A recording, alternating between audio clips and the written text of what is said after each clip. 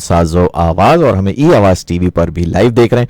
اور as per promise every Tuesday ہمارے ساتھ شامل ہوتے ہیں اسٹوڈیو میں کرامت اللہ غوری صاحب. اس وقت بھی ہمارے ساتھ اسٹوڈیو میں موجود ہیں. آئیے انہیں خوش آمدید کہتے ہیں. السلام علیکم ورحمۃ اللہ وبرکاتہ. وعلیکم السلام عامر میاں. جی سر ایک بار پھر بول دیں. جی وعلیکم السلام عامر میاں. جی سر بہت شکریہ. اللہ کا شکر ہے کہ سب خیریت ہے. اور تم بتاؤ؟ الحمدللہ سر بس آپ لوگوں کی دعائیں ہوں گی, آپ لوگوں کی گائیڈنس ہوگی تو زندگی آسانی ہو جائے گی انشاءاللہ. انشاءاللہ. تو پروگرام کو اسٹارٹ کرتے ہیں. آج سب سے پہلے ہم چلتے ہیں the United state of America میں. اب سے تھوڑی دیر پہلے میں نیوز پر بھی بات کر رہا تھا اور ڈونلڈ ٹرمپ صاحب اور محمد بن سلمان صاحب کی آج ملاقات ہوئی اور دونوں میں ایک جو ہے نا ایک گرم جوشی اور ایک خوشی دونوں طرف. ایسا نہیں تھا کہ محمد سلمان جو ہیں وہ بھی کافی خوش تھے اور انہوں نے بہت ہی پراؤڈلی لیا اس کو, اور ڈونلڈ ٹرمپ صاحب کی کافی تعریف کی, خاص کر انہوں نے جو جنگیں ہوئیں اس کو رکوانے میں انہوں نے کریڈٹ دیا ڈونلڈ ٹرمپ صاحب کو, اور پھر ڈونلڈ ٹرمپ صاحب نے بھی جو ہے وہ ان کا شکریہ ادا کیا. بلینس آف ڈالر کی بات ہو رہی ہے, تو تھوڑا سا آج کی اس کے بارے میں بتائیے کہ یہ کس طرف جا رہا ہے, جبکہ اس میں پھر ہم آگے چل کے بات کریں گے جو فلسطین کے معاملات ہیں, وہ جو ایک معاہدے ہوئے تھے, جو ایک وعدے کیے گئے تھے, پیس امن کمیٹی بنے گی, فورس بنے گی, وہ کہاں تک پہنچے ہیں پھر. تو پہلے ہم بات کرتے ہیں محمد بن سلمان صاحب کا وزٹ ٹو امریکہ. عامر میاں آج جو میں نے کئی گھنٹے اپنے صرف کیے ہیں, میں یہ نہیں کہوں گا کہ میں نے ضائع کیے ہیں, لیکن میں وہ جو کہتے ہیں نا کہ glue to your TV screen, تو میں آج گھنٹوں بیٹھا رہا ٹیلی ویژن کے سامنے. وہ پہلے تو میں نے وہ استقبال دیکھا جو محمد بن سلمان کا ہوا ہے. تمہیں یاد ہے کہ پچھلے ہفتے شام کے جو نئے رہنما ہیں احمد الشرع, وہ بھی ٹرمپ سے ملاقات کے لیے وائٹ ہاؤس گئے تھے, لیکن ان کو بالکل کیمروں کے سامنے نہیں لایا گیا, بلکہ خفیہ طور پر انہیں پچھلے دروازے سے وائٹ ہاؤس میں داخل کروا دیا گیا, اور وہ جو ان کی ملاقات تھی ٹرمپ کے ساتھ اس کی چند تصاویر ٹیلی ویژن پر پیش کر دی گئی. لیکن آج محمد بن سلمان, اور یاد رہے کہ محمد بن سلمان فی الوقت سعودی عرب کے ولی عہد ہیں, جی وہ بادشاہ نہیں ہے جی. اور پروٹوکول یہ کہتا ہے کہ صدر اور امریکہ کا صدر خاص طور پر صرف اپنے ہم منصب کا استقبال کرتا ہے, لیکن آج صدر ٹرمپ نے وہ تمام پروٹوکول کی لوازمات نظر انداز کرتے ہوئے, ضروریات نظر انداز کرتے ہوئے جس طرح کا استقبال محمد بن سلمان ولی عہد سعودی عرب مملکت سعودی عرب کا کیا ہے, وہ اپنی مثال آپ تھا. جی. اوپر امریکی فضائیہ کے طیارے, جنگی طیارے اڑ رہے تھے جو سلام پیش کر رہے تھے, اور محمد بن سلمان کی موٹر کیٹ کے آنے سے بہت پہلے صدر ٹرمپ وہاں پر سرخ قالین کے اختتام پر کھڑے ہوئے تھے استقبال کرنے کے لیے. اور پہلے تو مجھے یہ لگا کہ محمد بن سلمان کو شاید بگھی میں لایا جائے گا, اس لیے کہ پہلے متعدد گھوڑے وہاں سے گزرے اور اس کے بعد پھر ان کی موٹر کیٹ پہنچے. تو اور اس کے بعد جو ملاقات ہوئی اوول آفس میں, وہ بھی قابل دید تھی. جی. اس میں جو سب سے اہم بات تھی وہ یہ کہ دونوں نے ایک دوسرے کی تعریف تو کی, وہ بہت سراہا, ایک دوسرے کے خطبات کو بہت بڑھا چڑھا کر پیش کیا, لیکن جو سب سے اہم نکتہ تھا, اور یہ نہیں بھولنا چاہیے کہ ٹرمپ کا خاندانی پس منظر کیا ہے. وہ بنیادی طور پر ایک کاروباری فرد ہے, اور ہر پالیسی میں ان کی کاروبار کا عنصر بہت نمایاں رہتا ہے. 100%. تو آج یہ ہوا کہ صدر ٹرمپ نے بڑے فخر کے ساتھ کہا کہ سعودی عرب اگلے چند برسوں میں امریکہ میں $600 تک کی سرمایہ کاری کرے گا. جی. اس کے علاوہ جو معاہدہ ہوا ہے امریکہ اور سعودی عرب کے درمیان F-35 جی.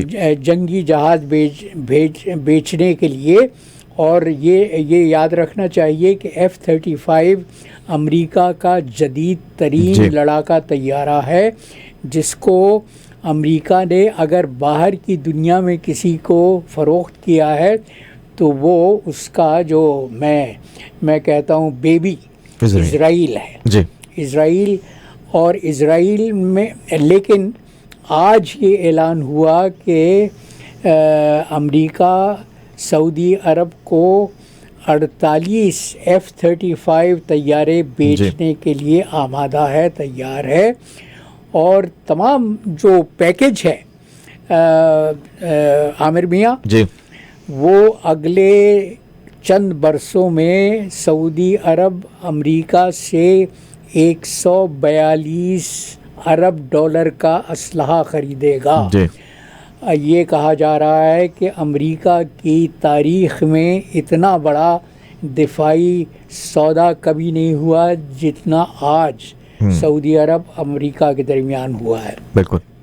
اس کے یہ $142 ارب اس کے علاوہ ہیں، علیحدہ ہیں، جو آج ابھی جو سرمایہ کاری کرنے کا اعلان کیا گیا تھا. لیکن آج صدر ٹرمپ نے بہت ہی مسکراتے ہوئے محمد بن سلمان کو اس پر قائل کر لیا کہ $600 ارب کی رقم بڑھا کر $1 ٹریلین $1 خرب کر دی جائے گی. نیکسٹ 10 ایئرس کا ان کا پلان ہے کہ 10 سال کے اندر تقریباً اس کو 1 ٹریلین مل جائیں گے. بڑے فخر کے ساتھ یہ کہا کہ یہ وہ سرمایہ کاری ہے جو سعودی عرب امریکہ میں کرے گا، اور جس سے ملازمتیں پیدا ہوں گی، معاشی ترقی ہوگی، امریکہ کے کارخانے فعال ہوں گے، اور ہر طرح کے منصوبے اس میں شامل ہیں. تو ڈونلڈ ٹرمپ کی تو فتح یہ تھی کہ انہوں نے محمد بن سلمان کو اس پر قائل کر لیا کہ وہ امریکہ میں سرمایہ کاری $1 خرب تک کریں گے. اس کے علاوہ آج کی دنیا میں سب سے زیادہ اہم موضوع کون سا ہے، سب سے زیادہ گرم موضوع کون سا ہے؟ وہ ہے غزہ کا.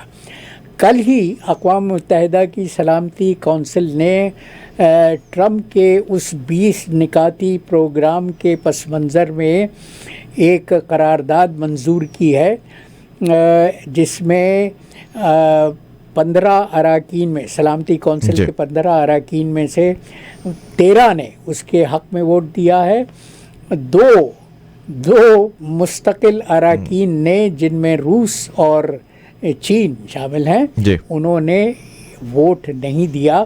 اگر وہ چاہتے تو اس منصوبے کو ناکام کر سکتے تھے اپنا حق ویٹو استعمال کر کے، لیکن دونوں نے یہ پسند کیا کہ وہ اس کے حق میں تو ووٹ نہ دیں، لیکن ووٹ دینے سے انہوں نے مکمل طور اجتناب کیا. اب یہ آج ملاقات میں جو ٹرمپ اور محمد بن سلمان کی ہوئی ہے، اس کا ذکر کیا گیا، اور ٹرمپ نے یہ کہا، ٹرمپ نے پھر اپنے وہ جو ان کا جو پسندیدہ موضوع ہے ابراہم ایکارڈز، اس کا ذکر کرتے ہوئے کہا کہ محمد بن سلمان کو انہوں نے قائل کر لیا ہے کہ وہ اخلاقی طور پر، ذہنی طور پر اس کے حق میں ہیں.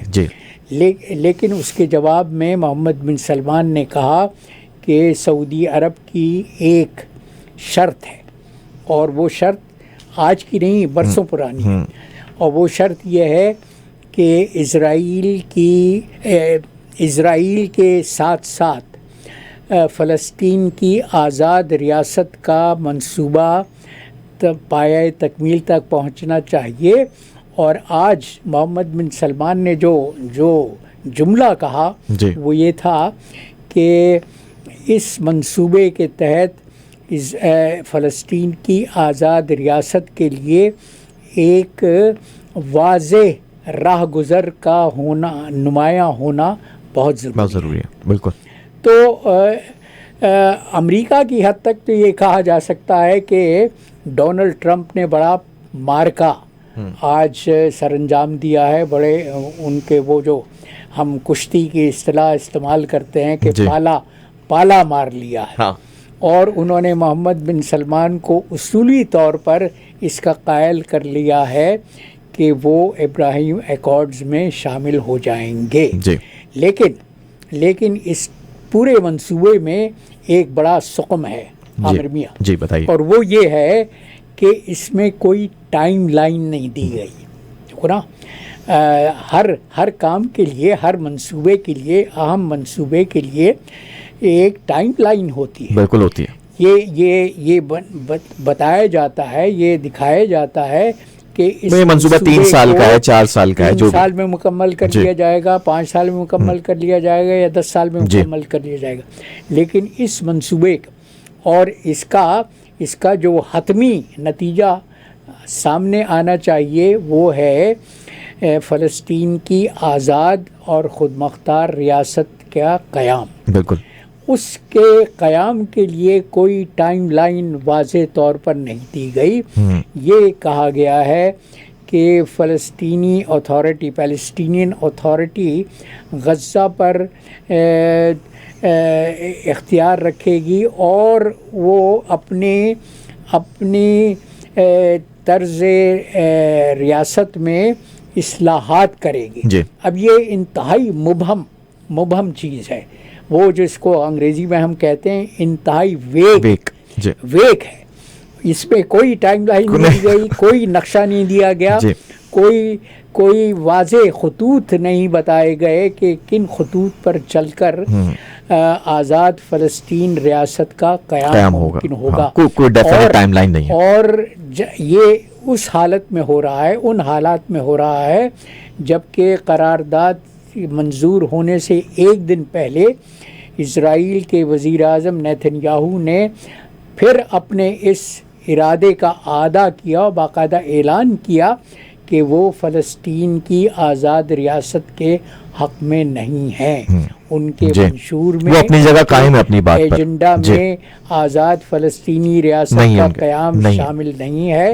اس لیے کہ ان کا منصوبہ تو گریٹر اسرائیل کا، وہ تو نہ صرف پورے فلسطین کو اسرائیل میں ہڑپ کر جانا، جس میں سعودی عرب کا بھی پارٹ ہے بہت سارا، جو ہمسایہ ممالک ہیں جن میں سعودی عرب بھی شامل ہے، جن میں عراق بھی شامل ہے، جن میں شام بھی شامل ہے، جس میں ترکی بھی بالکل شامل. اب کرامت صاحب آپ کی بات سے آگے لے کے چلتے ہیں. سوال یہاں بنتا ہے کہ ابھی آپ نے بتایا کہ معاہدے ہو رہے ہیں F-35 جیٹ طیارے، جو کہ ان کے مطلب ٹاپ کلاس جو ہیں، ان کے ٹیکنالوجی وائز اگر دیکھ لیں 5th جنریشن کے یہ جہاز ہیں، جو صرف آپ نے کہا کہ انہوں نے صرف اسرائیل کو دیے، اس کے علاوہ کسی کو نہیں دیے. پھر بلینز آف ڈالر کے معاہدے ہوئے جس میں اسلحہ خریدا جا رہا ہے. سوال یہ بنتا ہے کہ امریکہ اتنا اسلحہ سعودی عرب کو بیچ رہا ہے. ایک نمبر سوال یہ ہے کہ سعودی عرب کو خطرہ کس سے؟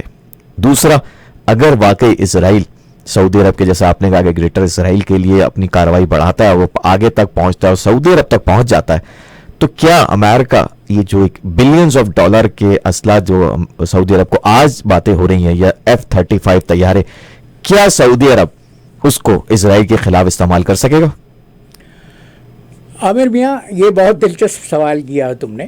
اور آج اوول آفس میں وہ گنے چنے میڈیا کے لوگوں کو آنے دیا گیا تھا، جس میں اے بی سی کے جو نمائندہ تھا اس نے یہ سوال کیا، اور ٹرمپ نے اس کو جو جواب دیا وہ انتہائی زہریلا تھا، انتہائی نامناسب تھا. انہوں نے کہا کہ اے بی سی تو فیک نیوز دیتا ہے، اور CNN فیک ہے، اے بی سی سب فیک ہے. کو یہ سوال کرنے کے لیے تمیز نہیں ہونی چاہیے، تمیز ہونی چاہیے کہ سوال کس طرح سے کیا جا سکتا ہے.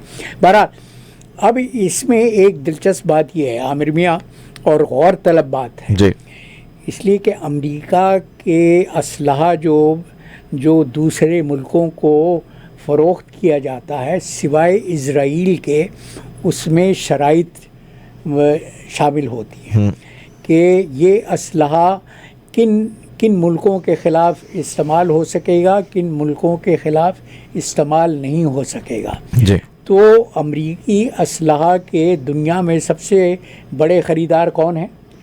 عرب ممالک ہیں سارے. عرب ممالک. جی.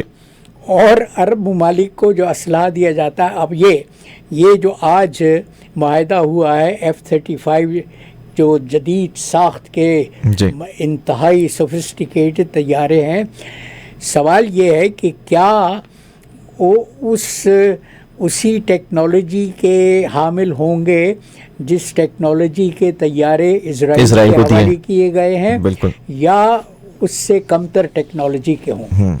یہ سوال کیا گیا اور ٹرمپ کا جواب یہ تھا کہ جو سعودی عرب کو طیارے دیے جائیں گے وہ ٹاپ آف دا لائن ہوں گے.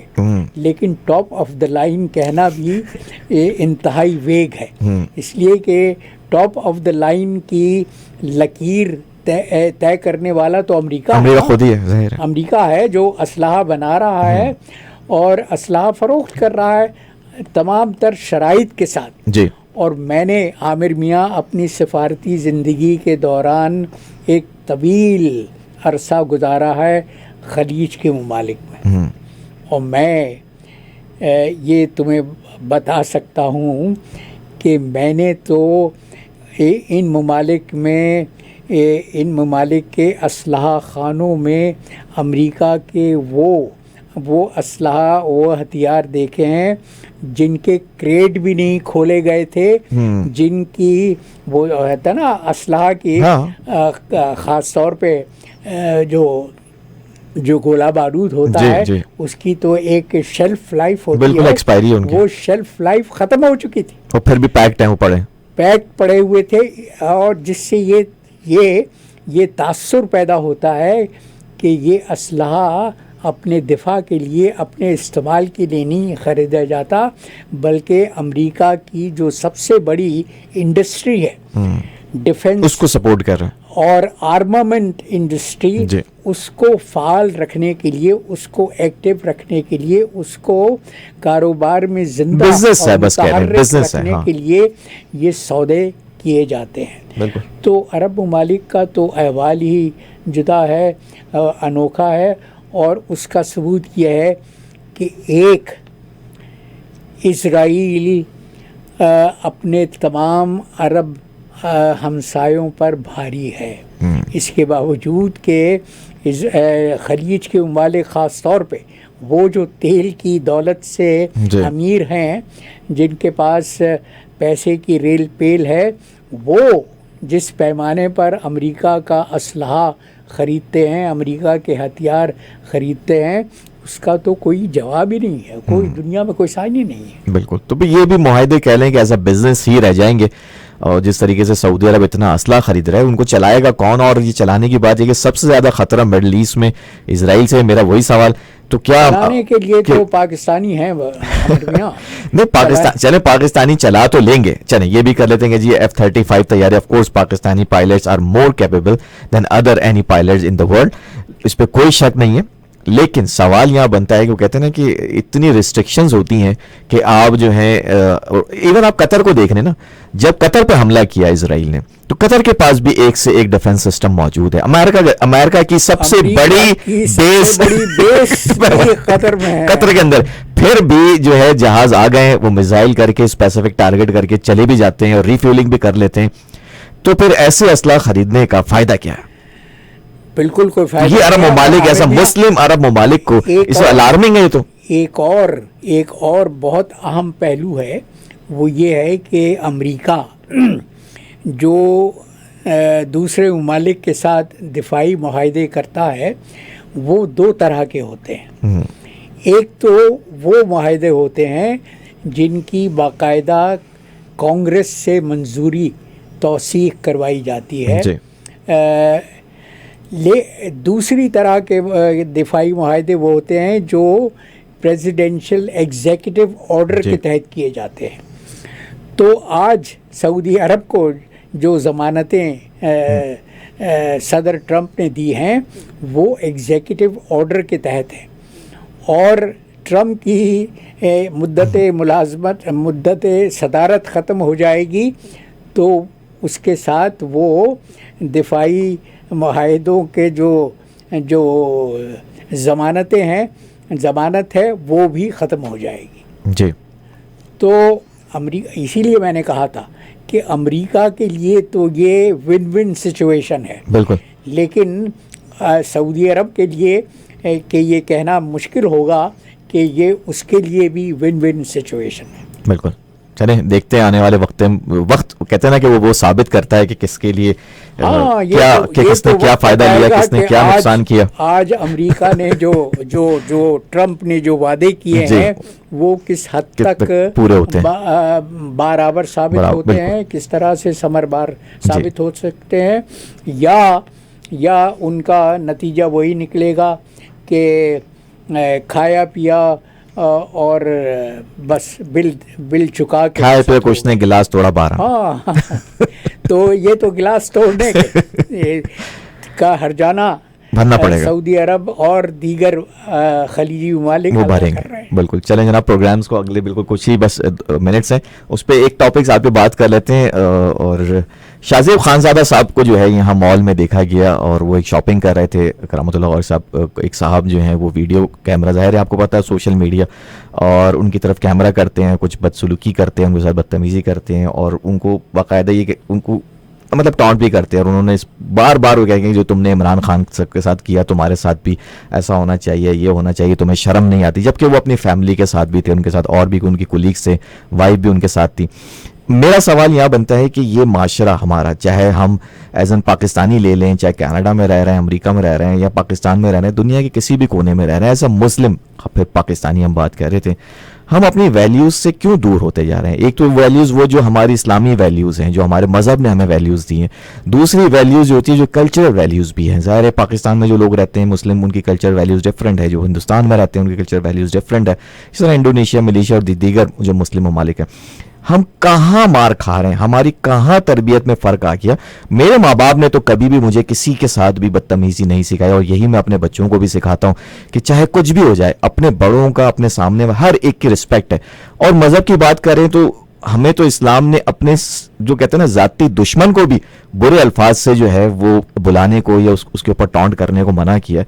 تو تھوڑا سا، کیونکہ 2-4 منٹ ہے ہمارے پاس، تو تھوڑا سا اس میں بتائیے کہ آپ کا تجربہ کہاں کیا کہتا ہے، اور کہاں ہم نے اس میں جو ہے وہ غلطی کر دی ہے، کہاں مشکلات ہیں؟ میں تو متعدد پروگراموں میں بارہا یہ کہہ چکا ہوں کہ پاکستان کا معاشی اکنامک زوال تو دنیا کو نظر آتا ہے، لیکن پاکستان کا اس سے بڑا زوال اس کا تہذیبی زوال ہے.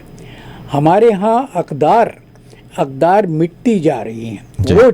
وہ جو ہم نے اپنے آباء و اجداد سے ورثے میں پایا تھا. اور تم نے بالکل درست کہا کہ پاکستان تو اسلامی جمہوریہ ہے. پاکستان تو ہماری تاریخ یہ ہے کہ ہم نے یہ ملک بنایا تھا اسلام کی بنیاد پر، اور اسی لیے پاکستان کا آئین یہ کہتا ہے، جس کو میں اب بے شمار ہر طرح کی ترامیم ہوتی جا رہی ہیں، وہ ایک الگ موضوع ہے، لیکن آئین یہ کہتا ہے کہ پاکستان پر حاکمیت اللہ تعالیٰ کی ذات ہے. بے شک. اور وہ حاکمیت اس آئین کے ذریعے سے پاکستان کے عوام کو منتقل کی جا چکی ہے. تو پاکستان کے جو اصل حقدار ہیں، جو مالک ہیں، جو زمین پر پاکستان کے مالک ہیں، مالک و مختار ہیں، وہ پاکستان کے عوام ہیں، پاکستان کے جمہور ہیں. لیکن میں بار بار کہتا رہا ہوں اور بلا خوف تردید آج بھی یہ کہہ سکتا ہوں کہ پاکستان میں، اسلامی جمہوریہ پاکستان میں جس طرح سے اسلام کے بنیادی منشور کی بنیادی ارکان کا، بنیادی روح اور فلسفے کا جس طرح سے تردید ہوتی ہے، جس طرح سے توہین ہوتی ہے، جس طرح سے ہتک ہوتی ہے، شاید ہی کسی اور معاشرے میں ہوتی ہو. اس کی پر مستضاد یہ کہ ہماری اپنی تہذیبی اقدار ہیں، وہ تہذیبی اقدار جو ہم نے اپنے آباء و اجداد سے ورثے میں پائی تھی. لیکن ہوا یہ کہ پاکستان پر ستم کیا ہوا؟ پاکستان پر ستم یہ ہوا ہے کہ وہ جو جاگیرداری کلچر کی تمام تر برائیاں تھیں، تمام تر نقائص تھے، وہ اب ملک میں عام ہو گئے ہیں.